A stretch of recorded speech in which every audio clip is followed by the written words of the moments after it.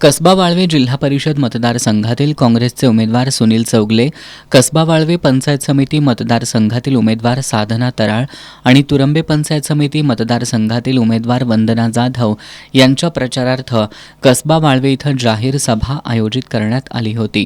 सभेपूर्वी दिवंगत उपमुख्यमंत्री अजित पवार यांना श्रद्धांजली अर्पण करण्यात आली.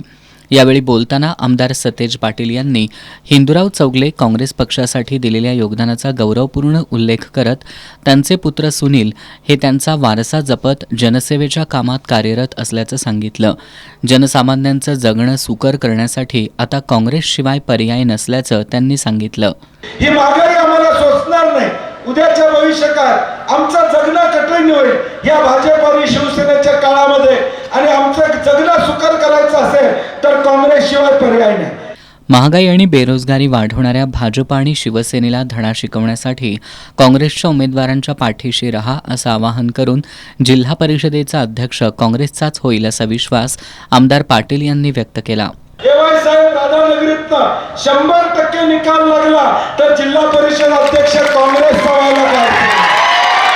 काँग्रेसचे ज्येष्ठ कार्यकर्ते प्रकाश निकम यांनी काँग्रेस पक्षाचं राष्ट्र उभारणीतील योगदान स्पष्ट केलं.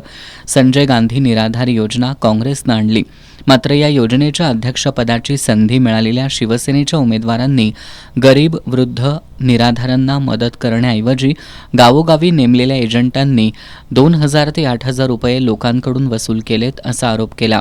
जिल्हा परिषदेचे उमेदवार सुनील चौगले, तुरंबे पंचायत समितीच्या उमेदवार वंदना जाधव, काँग्रेसचे ज्येष्ठ नेते दत्तात्रय पाटील, ॲडव्होकेट अंबिका पाटील, ॲडव्होकेट विनोद मुसळे, BS पाटील यांनी मनोगत व्यक्त केली.